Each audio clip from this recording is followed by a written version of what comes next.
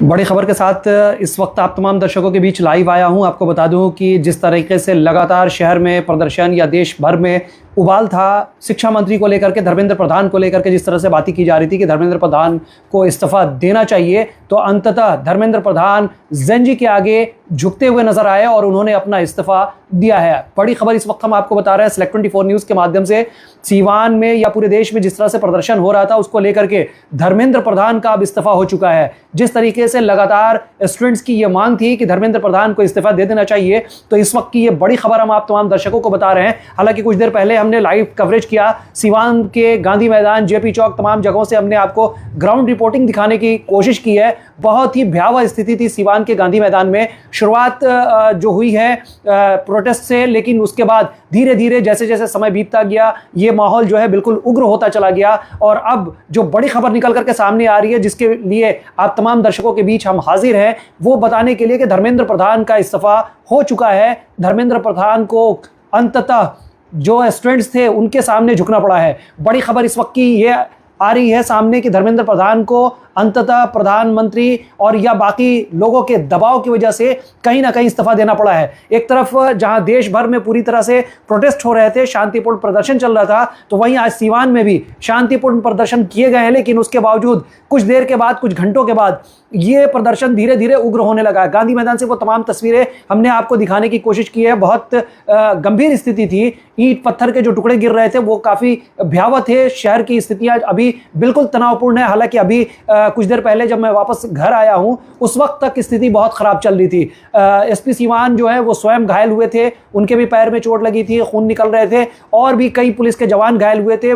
कई प्रदर्शनकारियों पर पुलिस ने लाठियां चटकाई है, जम करके उनकी पिटाई की है। गली मोहल्ले में दौड़ा दौड़ा करके लोगों की पिटाई की गई है। जिस तरीके से यह प्रदर्शन शांतिपूर्ण चल रहा था उसमें कहीं ना कहीं जो उपद्रवी तत्व हैं उनके वजह से ईंट पत्थर के जो बौछार किए गए, उसके बाद एसपी सीवान ने स्वयं कमान संभाली और खुद डंडा लेकर के दौड़ाना शुरू किया। और उसके बाद से गांधी मैदान की जो स्थिति थी वो काफ़ी अफरा तफरी की थी। तो बड़ी खबर इस वक्त की यही है कि सीवान के या पूरे देश में जो प्रदर्शनकारी प्रदर्शन कर रहे थे, शिक्षा मंत्री के इस्तीफे की मांग कर रहे थे, उनके लिए यह राहत भरी खबर है कि धर्मेंद्र प्रधान शिक्षा मंत्री ने इस्तीफा दे दिया है। हालांकि अभी इसकी जो पुष्टि है वो आधिकारिक रूप से जो सोशल मीडिया है उससे की गई है। पूरी तरह से उनके इस्तीफे की खबर जो है जैसे ही आ जाएगी वो तमाम खबरें भी हम आप तक पहुंचाने की कोशिश करेंगे। बड़ी खबर इस वक्त की है। लेकिन सीवान की जो स्थिति है उस पर अब थोड़ी बात कर ले। सीवान की जो स्थिति है वो बिल्कुल बहुत ही ख़राब है। मैंने अपनी नज़रों से देखा है, आपने भी लाइव कैमरे के माध्यम से देखा होगा। सीवान के गांधी मैदान से लेकर के जेपी चौक या फिर बबुनिया मोड़ से लेकर के उन तमाम जगहों में, गली मोहल्ले में भी जो स्थिति थी वो बहुत ही ख़राब और बहुत ही भयावह थी। लगातार हम तस्वीरें आपको दिखा रहे थे सीवान के गांधी मैदान से। हालांकि बीच बीच में नेटवर्क के डिस्टर्बेंस की वजह से लाइव चलने में दिक्कत आ रही थी, लेकिन उसके बावजूद भी लगातार हम आपको सीवान की ताज़ा स्थिति दिखा रहे थे कि आज के सीवान के हालात जो हैं वो कैसे हैं।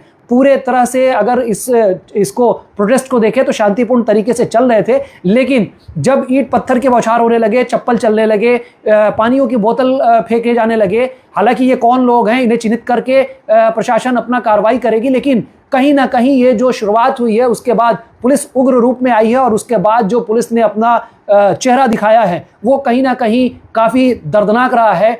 जो लोग भी उनके इसमें आ गए उनकी जमकर के पिटाई हुई है। आपको बता दूं कि गली मोहल्ले में घुस करके पुलिस ने मारने का काम किया है, तरह तरह से लोगों को पिटाई करके और भीड़ को तितर बितर करने का काम किया गया है। तब जाकर के गांधी मैदान जो है वो शांत हुआ है। अभी भी शहर की स्थिति जो है वो बहुत बेहतर नहीं है। आप तमाम दर्शकों से अपील करेंगे कि अगर ज़रूरी नहीं है तो शाम तक भी घर से बाहर ना निकलें, इसलिए कि सीवान शहर की जो स्थिति है वो बहुत बेहतर नहीं है। पुलिस और जो प्रदर्शनकारी हैं उनके बीच काफ़ी तीखी झड़प हुई है, ईंट पत्थर की बौछार की गई है और उसके बाद से माहौल जो है वो काफ़ी ख़राब हो गया था। हालांकि अभी स्थिति जो है वो नियंत्रण में है। पुलिस ने चारों तरफ से हर चौक चौराहों पर पुलिस फोर्स की तैनाती करके नाकेबंदी की हुई है ताकि कहीं से भी किसी तरह की कोई अप्रिय घटना की सूचना ना मिले। कई एक तरह की अफवाहें भी हैं, लेकिन उन अफवाहों पर ध्यान नहीं देना है। आप तमाम दर्शकों से गुजारिश करेंगे कि ज़्यादा से ज़्यादा अपने घरों में रहें, इसलिए कि समय रहते अगर आप सचेत नहीं होंगे तो स्थिति जो है वो और बिगड़ेगी और सीवान की स्थिति जो है वो ख़राब हो जाएगी। इसलिए आप तमाम दर्शकों से